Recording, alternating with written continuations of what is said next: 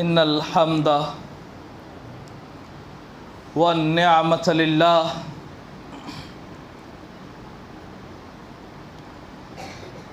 والصلاة والسلام على رسول الله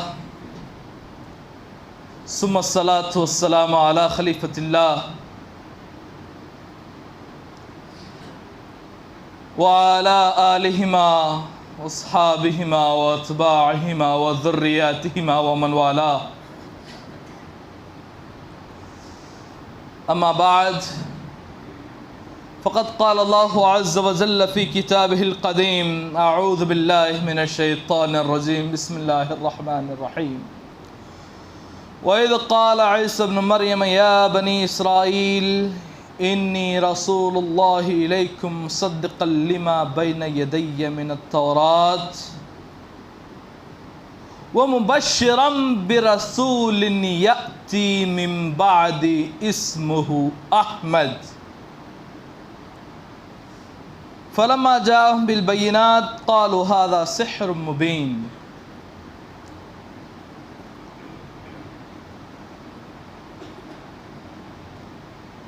حاضرین محترم،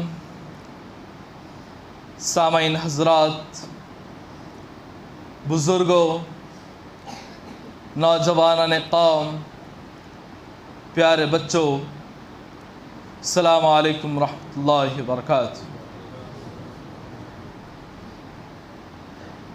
جو عشق نبی میں مست ہوا، کیا بات ہے اس مستانے کی۔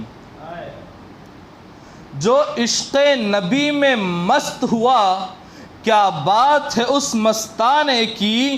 ہر گام پہ 100 عقل فدا، گو شکل تو ہے دیوانے کی۔ جس دشت میں ان کا متوالا، جس دشت میں ان کا متوالا طیبہ کے ترانے گاتا ہو، جس دشت میں ان کا متوالا طیبہ کے ترانے گاتا ہو، شاداب چمن سے بہتر ہے، شاداب چمن سے بہتر ہے۔ کیا بات ہے اس ویرانے کی۔ وہ کیف حضوری کیا کہیے، وہ کیف حضوری کیا کہیے، کہیں بھی تو کہنا مشکل ہے۔ وہ کیف حضوری کیا کہیے، کہیں بھی تو کہنا مشکل ہے۔ اشکوں کی وہ لذت کیا کہنا، یہ بات نہیں سمجھانے کی۔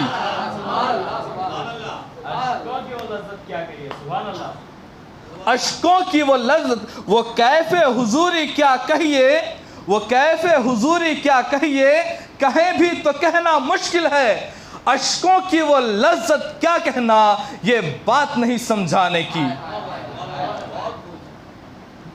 شعر پہ توجہ دیجئے۔ اس بزم کے قابل میں بھی نہیں، اس بزم کے قابل میں بھی نہیں، یہ دل بھی نہیں، یہ جاں بھی نہیں۔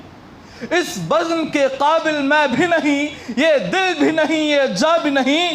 دن رات یہ الجھن رہتی ہے، دن رات یہ الجھن رہتی ہے، کیا فکر کروں نذرانے کی۔ دن رات یہ الجھن رہتی ہے، کیا فکر کروں نذرانے کی۔ اور اس جملے میں آپ تمام اشخاص کی شرکت چاہوں گا۔ آتا ہے خوشی کا وہ موقع، آتا ہے خوشی کا وہ موقع، جس موقع پہ جاں قربان کروں۔ آتا ہے خوشی کا وہ موقع، جس موقع پہ جاں قربان کروں۔ آئیں گے لحد میں آئیں گے، بس دیر تو ہے مر جانے کی۔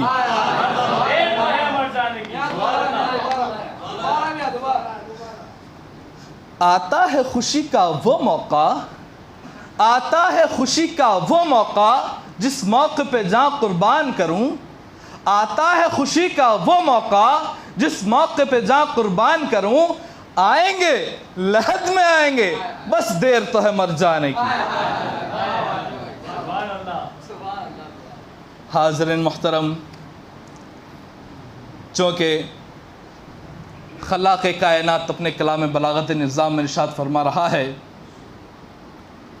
وَإِذْ قَالَ عِيسَى ابْنُ مَرْيَمَ يَا بَنِي إِسْرَائِيلَ، اور جب عیسیٰ علیہ السلام نے کہا کہ اے بنی اسرائیل انی رسول اللہ علیکم، یقیناً میں اللہ کا رسول ہوں جو تمہاری طرف بھیجا گیا ہوں، مصدقا لما بین یدی من التورات، میرے ہاتھ میں جو کتاب ہے تورات اس کی تصدیق کرنے کے لیے میں تمہارے سامنے تمہارے پاس بھیجا گیا ہوں، ومبشرا برسول، اور ایک رسول کی بشارت کے ساتھ، یأتی من بعدی اسمہ احمد، جو کہ میرے بعد آئے گا جس کا نام ہوگا احمد۔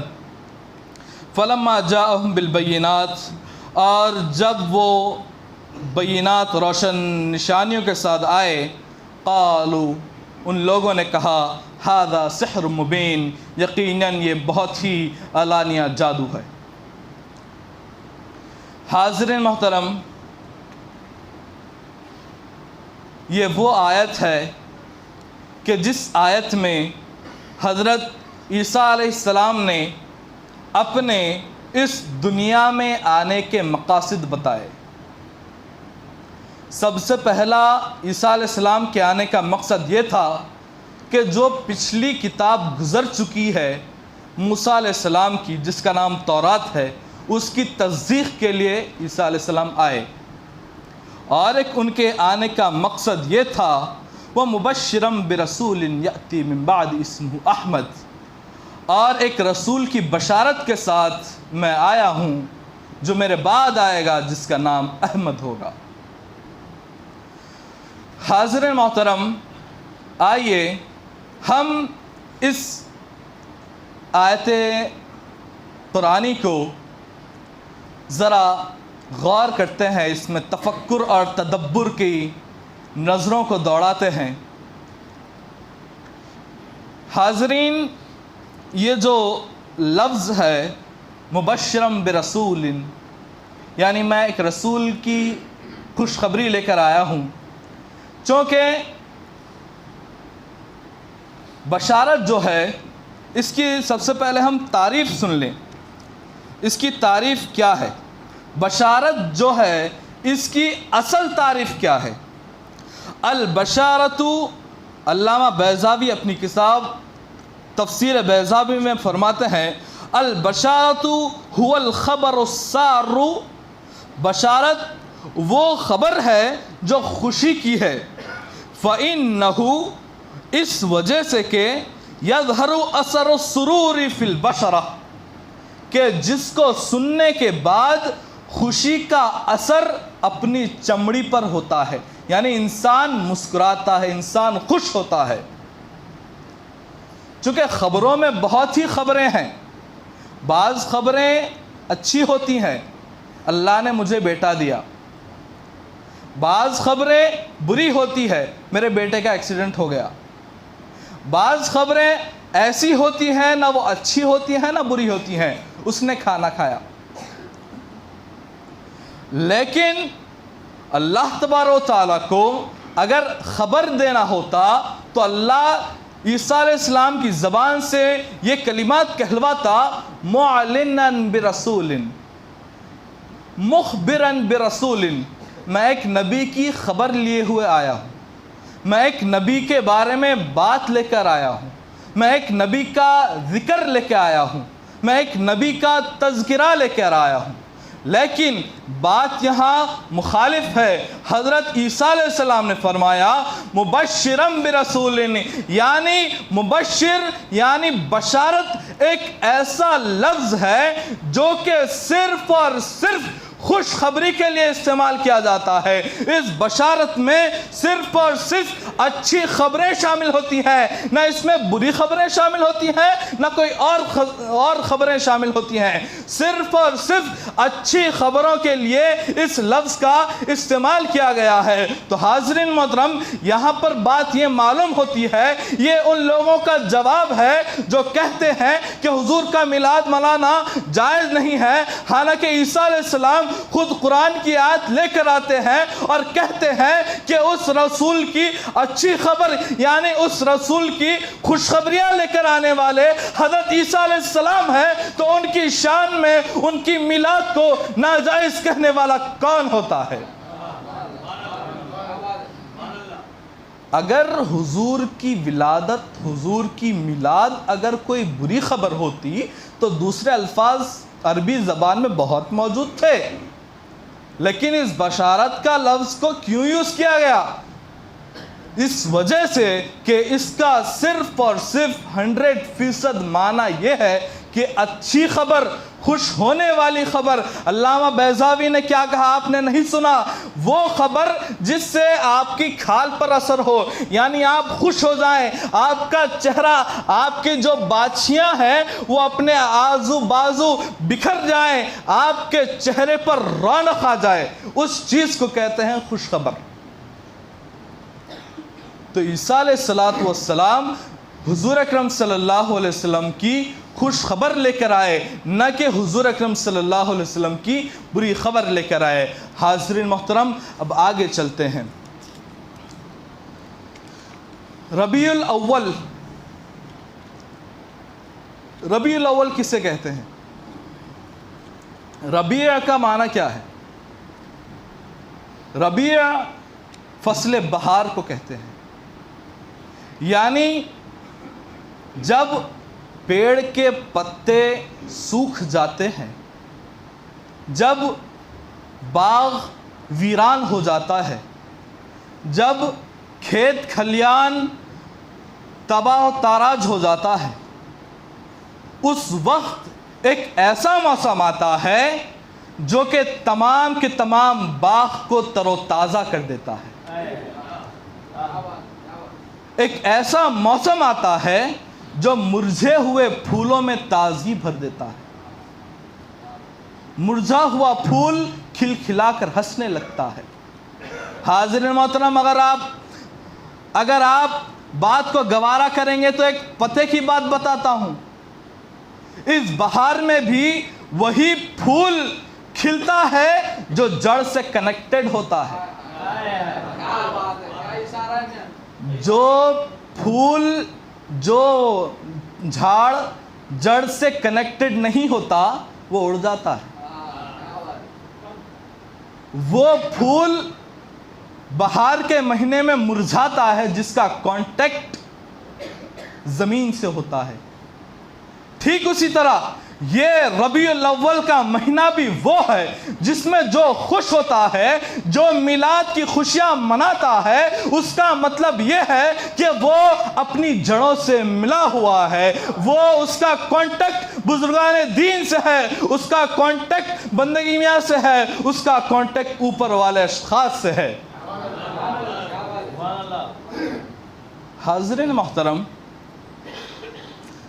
چونکہ حضور اکرم صلی اللہ علیہ وسلم کی جب ولادت ہوئی، جب آئے آپ، تو اس وقت مکے کا جو ماحول تھا، میں مکہ تو کیا ساری سرزمین، بہار سے پہلے جو حالت ہوتی ہے، پتے گر کر نیست و نابود ہو جاتے ہیں، باغ ویران ہو جاتا ہے، ایک پھل نہیں ہوتا، صرف ڈالیاں جو ہوتی ہیں، صرف ڈائریکٹ ڈالیاں ہوتی ہیں، ان پر پتے نہیں ہوتے۔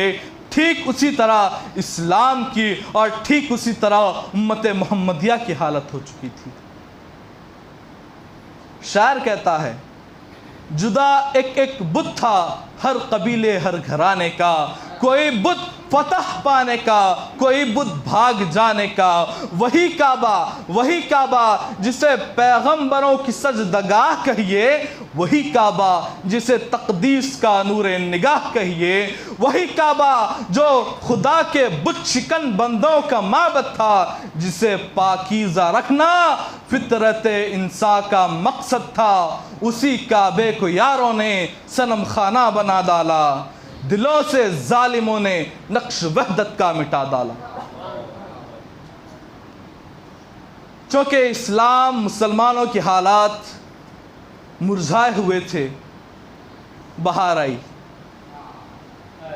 حضور اکرم صلی اللہ علیہ وسلم آئے۔ حضور کا آنا کیا تھا؟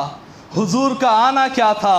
حضور یکایک آتے ہیں مرجھے ہوئے پھولوں میں، کھیلی آ جاتی ہے۔ حضور کا آنا کیا تھا؟ حضور آتے ہیں کہ جو پھول مرجھائے ہوئے تھے وہ کھل اٹھتے ہیں۔ حضور کا آنا کیا تھا؟ وہ باغ جو ویران ہو چکا تھا، جس پر ایک پتا، ایک پھل، ایک پھول نہیں تھا، وہ اپنے پھولوں کے ساتھ سرسبز اور شاداب ہو جاتا ہے۔ حضور کی آمد کا یہ عالم تھا۔ حاضرین محترم، حضور اکرم ایک اور نکتہ بتلاتا چلوں۔ ربیع الاول میں حضور کی، جملہ غور کیجئے، ربیع الاول میں حضور کی تخلیق نہیں ہوئی بلکہ حضور کی تشریف ہوئی۔ حضور کی تخلیق نہیں ہوئی، ربیع الاول میں حضور کی تخلیق نہیں ہوئی بلکہ حضور کی تشریف ہوئی ہے۔ حضور کی تخلیق تو اس وقت ہو چکی تھی جب اللہ کہہ رہا تھا کنتو کنزا مخفیا، اس وقت حضور کہتے ہیں وکنت نبیا۔ حضور کی تخلیق تو کب کی ہو چکی تھی؟ وہ حضور کی تخلیق ربیع الاول میں نہیں بلکہ حضور کی تشریف ہے جو کہ ربیع الاول میں رونما ہوئی۔ حاضرین محترم، اللہ تبارک و تعالیٰ نے حضور کو آدم کی پشت میں رکھا۔ اللہ تبارک و تعالیٰ نے حضور کو آدم کی پشت میں رکھا اور پھر فرشتوں سے کہا کہ آدم کو سجدہ کرو۔ یہاں پر غور طلب بات یہ ہے، حضور کا جو نور تھا وہ حضرت آدم علیہ السلام کی پیشانی میں چلے گیا تھا، تو گویا کہ ان لوگوں نے، ان فرشتوں نے آدم علیہ السلام کو سجدہ نہیں کیا بلکہ ان فرشتوں نے میرے رسول کو سجدہ کیا۔ ان فرشتوں نے میرے رسول کو سجدہ کیا، میرے رسول کو سجدہ کیا۔ حاضرین محترم، ایک راز کی بات بتلاؤں، جبرائیل امین کو تمام فرشتوں کی سرداری کیسے ملی؟ جب اللہ نے کہا کہ آدم کو سجدہ کر تو سب سے پہلے سجدہ کرنے والے جبرائیل تھے، تو گویا حضور کے اوپر سب سے پہلے سجدہ جو کرے وہ جبرائیل بن جائے اور حضور کے سجدے کا انکار کرنے والا ابلیس بن جائے۔ حضور پر سجدہ کرنے کے یہ فوائد ہیں۔ تو حاضرین محترم، حضور اکرم صلی اللہ علیہ وسلم کو، حاضرین محترم، یہ جو نور تھا حضرت آدم علیہ السلام سے لے کر حضرت ابراہیم علیہ السلام میں جب پہنچا تو اس نور نے ابراہیم علیہ السلام کو نار نمرود سے بچایا اور اس طرح بچایا کہ ان کی آگ کو گلزار بنا دیا۔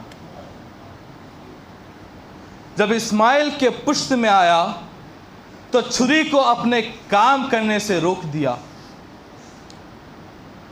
ٹھیک اسی طرح جب عبد المطلب میں آتا ہے یہ نور، اس وقت حضرت عبد المطلب کو تمام کے تمام قریش کا سردار بنا دیتا ہے۔ وہ نور حضرت عبد المطلب کی پیشانی میں ہوا کرتا تھا۔ حاضرین محترم، آئیے میں آپ کو ایک واقعہ بتلاتا چلوں۔ حضرت عبد المطلب کے دور کا ابراہہ جو تھا، جو یمن کا بادشاہ تھا، وہ جب چڑھائی کے لیے لشکر کو لے کر جا رہا تھا تو اس کے پاس بہت سے ہاتھی تھے۔ وہ تمام ہاتھی ابراہہ کو سجدہ کرتے تھے، لیکن ایک ہاتھی تھا جس کا نام محمود تھا، وہ کبھی ابراہہ کو سجدہ نہ کرتا بلکہ وہ تمام کی تمام کوششیں کرتا، اس کے پاؤں پر ڈنڈے مرواتا تاکہ وہ ابراہہ کو سجدہ کرے، لیکن وہ ہاتھی سجدہ نہیں کرتا۔ لیکن جب ابراہہ نے مکے کا قصد کیا، نعوذ باللہ خانہ کعبہ کو مسمار کرنے کی سازش کے ساتھ جب مکہ آیا، جب مکہ میں آ کر وہ ہاتھی حضرت عبد المطلب کے چہرے کو دیکھتا ہے تو فوراً سجدے میں گر جاتا ہے۔ وہ ہاتھی سجدے میں نور محمد کو دیکھ کر گرتا ہے، جو کہ عبد المطلب کی پیشانی میں ہوا کرتا تھا، جنہیں سب سے سرفراز بنا دیتا تھا، جدھر بھی جاتا ہے نور، جس کی صلب میں جاتا اس کو تمام کے تمام لوگوں میں افضل اور اشرف کر دیتا تھا یہ نور۔ حاضرین محترم، حضرت عبداللہ کے گھر میں جب اس نور کی ولادت ہوئی، حضرت عبد المطلب طواف خانہ کعبہ میں مشغول تھے۔ یہاں پر معلوم ہو گیا کہ آمنہ کی گھر ایک لڑکا ہوا ہے۔ حضرت عبد المطلب سے پوچھا گیا کہ اے عبد المطلب، تمہیں کس طرح معلوم ہوا؟ حضرت عبد المطلب ڈائریکٹ آ جاتے ہیں، لوگ پوچھتے ہیں کہ اے عبد المطلب تمہیں معلوم کس طرح ہوا؟ آپ تو طواف کعبہ میں مشغول تھے۔ حضرت عبد المطلب کا تاریخی جواب سنیے۔ عبد المطلب کہتے ہیں، اے لوگو، تم نے مجھے خانہ کعبہ کا طواف کرتے ہوئے دیکھا اور میں نے خانہ کعبہ کو دیکھا جو کہ تمام کے تمام لوگ خانہ کعبہ کی طرف سجدہ کرتے تھے۔ سارے دنیا کے لوگ خانہ کعبہ کا طواف کرتے تھے، خانہ کعبہ کا سجدہ کرتے تھے، لیکن خانہ کعبہ میرے گھر کی طرف سجدہ کر رہا تھا۔ خانہ کعبہ میرے گھر کی طرف سجدہ کر رہا تھا۔ میں نے جان لیا کہ وہی ذات جس کے بارے میں بشارتیں دی گئی وہ آ چکی ہے، وہ آ چکی ہے، وہ آ چکی ہے۔ حاضرین محترم، حلیمہ سعدیہ حضور اکرم صلی اللہ علیہ وسلم کی دایا ہیں، ماں ہے، رضائی ماں ہے۔ وہ فرماتی ہیں کہ جب میں طواف کعبہ میں مشغول تھی، حضور اکرم صلی اللہ علیہ وسلم کو لے کر حجر اسود کی طرف گئی تو وہ حجر اسود کافی اونچے مقام پر تھا جہاں تک میری رسائی ناممکن تھی۔ میں بہت کوشش کرتی تھی کہ حضور کے لبوں کو حجر اسود کی طرف بڑھا دوں، لیکن ناگہاں واقعہ ایسا پیش آتا ہے کہ میں دیکھتی رہ گئی، میں حیران ہو گئی کہ اچانک حجر اسود خانہ کعبہ کی دیوار سے نکل کر حضور اکرم صلی اللہ علیہ وسلم کے لبوں کو جا کر چوم لیتا ہے۔ ساری دنیا حجر اسود کو بوسا دے اور حجر اسود میرے نبی کو بوسا دے۔ حاضرین محترم،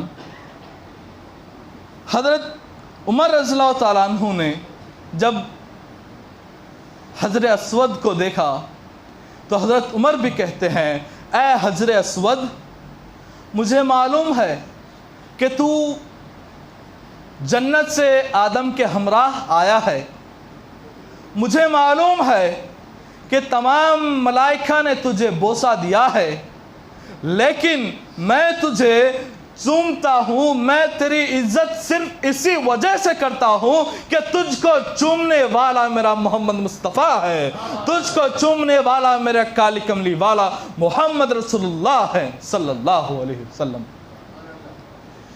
بھیجا ہے جنت سے تجھ کو خدا نے، چوما ہے تجھ کو میرے مصطفیٰ نے، بھیجا ہے جنت سے تجھ کو خدا نے، چوما ہے تجھ کو خود مصطفیٰ نے، اے سنگ اسود تیرا مقدر، اے حجر اسود تیرا مقدر، اللہ اکبر اللہ اکبر۔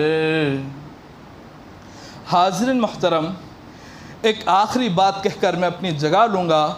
ایک زمانے میں بہت بحث چل رہی تھی کہ مکہ افضل ہے یا مدینہ افضل ہے۔ کئی زمانوں تک یہ بحث چلتی رہی، لیکن اس بحث کو ختم کرنے والے جو تھے وہ حضرت شیخ عبدالحق محدث دہلوی تھے، انہوں نے اس بحث کو ختم کر دیا اور کیا ہی بہترین اور حسن اسلوبی سے ختم کیا۔ وہ کہتے ہیں کہ اے لوگو تم میری بات کو سنو، جس وقت جس گھڑی حضور مکہ میں تھے اس وقت مکہ افضل ہے، جس وقت جس گھڑی حضور مدینہ میں تھے اس وقت مدینہ افضل ہے۔ یہ کہہ کر انہوں نے سارے مسئلے کو ختم کر دیا۔ اسی طرح میں اپنے گفتگو کا بھی اختتام کروں گا۔ چند اشعار یہ ہیں: